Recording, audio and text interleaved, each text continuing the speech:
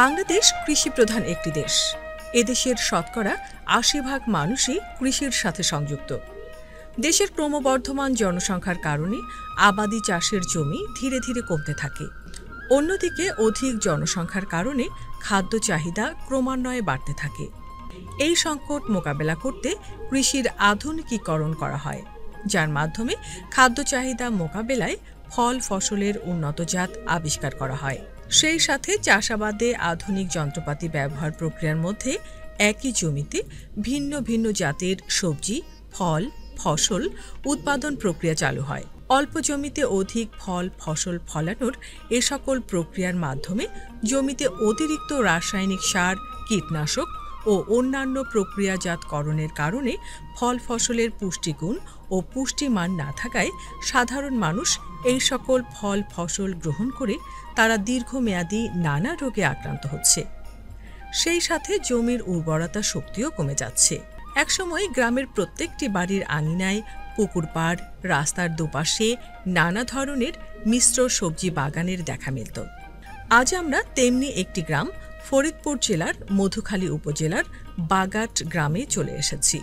এই বাগানের একজন তরুণ মিশ্র সবজি বাগান চাষী সুমনের দেখা পেয়েছি। তিনি তার পুকুর পাড়ে পেঁপে, কাঁকরোল, কাঁচামরিচ, ডাঁটাসহ বিভিন্ন ধরনের মিশ্র সবজি বাগান করেছেন। সবই তিনি করেছেন প্রাকৃতিক উপায়ে, কোনো রাসায়নিক সার ব্যবহার না করে। আমরা কি জানি আমাদের প্রতিদিনের খাবারের পেছনে কি গল্প লুকিয়ে আছে? মাটি, পানি, সূর্য আর আমাদের যত্ন, এই সব কিছু মিলেই সেই খাদ্য তৈরি হয় যা আমরা প্রতিদিন গ্রহণ করি। অর্গানিক কৃষির জনক স্যার আলবার্ট হাওয়ার্ড বলেছেন, মাটি হচ্ছে জীবনের সকল কিছুর সংযোগকারী। আর অর্গানিক কৃষি সেই মাটিকে নিরাপদ রাখার একটি শিল্প। অর্গানিক কৃষির মাধ্যমে প্রতিটি বীজ এবং ফসল আমাদের শেখায় মাটির সাথে বন্ধুত্ব করতে না পারলে দীর্ঘমেয়াদী ফলন পাওয়া সম্ভব নয়। দর্শক, আজ আমরা আছি ফরিদপুর জেলার মধুখালী উপজেলার বাগাট উত্তর দাসপাড়া গ্রামে। এই গ্রামের বিভিন্ন অর্গানিক ফার্মিং সেক্টরগুলো আমরা ঘুরে ঘুরে দেখব এবং এখানকার খামারি বা কৃষক ও কৃষি কর্মকর্তাদের সাথে কথা বলবো, তাদের অর্গানিক ফার্মিংয়ের লক্ষ্য এবং উদ্দেশ্য সম্পর্কে জানবো। তো চলুন শুরু করা যাক।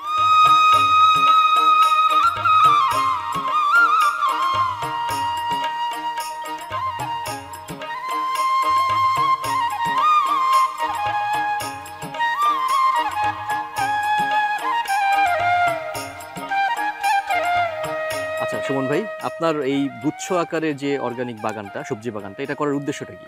এটা রাসায়নিক মুক্ত খাবারের জন্য নিজেদের পুষ্টি চাহিদা মিটিয়ে পাশাপাশি কিছু বিক্রি করা যায়। আর এছাড়া এটা জায়গাটা তো পড়ে থাকে সবসময়। আচ্ছা, এই জন্য এটা করা। আচ্ছা, আপনার মাথায় এটা কখন এলো যে আপনি এরকম পড়ে থাকা একটা জায়গায় অর্গানিকভাবে সবজি চাষ করবেন? যখন দেখলাম যে এটা এই সময় তো বাজারে কিছু শাকসবজির পাইতে একটু সমস্যা হয়। আচ্ছা, এখানে বৃষ্টিজনির জায়গাটা উঁচু আছে, এই জন্য পুকুর পাড়ে পরিত্যক্ত জায়গাটাতে এগুলো। আচ্ছা দর্শক, দেখতে পাচ্ছি আমরা এখানে অনেক ধরনের সবজি উনি তুলেছেন এবং তার নিজের অর্গানিকভাবে বা প্রাকৃতিক উপায়ে চাষ করা সবজি। এটা হচ্ছে ঢেঁড়স বাগান, যেটা বলে ঢেঁড়স গাছ। তো এই ঢেঁড়স গাছটা মানে আপনি কতদিন আগে লাগিয়েছেন বা কেমন? 2.5 থেকে 3 মাস আগে রোপণ করা। 2.5 থেকে 3 মাস আগে। কি কতদিন পর পর আপনি ঢেঁড়স পান গাছ থেকে? এটা প্রতিদিনই তোলা যায়। এটা প্রতিদিনই কি পরিমাণ তোলেন? এটা 2-3 কেজি হয়। 2-3 কেজি প্রতিদিন? 2-3 কেজি প্রতিদিন। আচ্ছা, এই ঢেঁড়সগুলো কি আপনি নিজে খান নাকি নিজে বাজারে খাই, বিক্রি করেন? পাশাপাশি বাজারেও কিছু বিক্রি করি। আপনার পেঁপে বাগানে তো প্রচুর পেঁপে ধরে আছে। হ্যাঁ। কতগুলো পেঁপে গাছ আছে এখানে?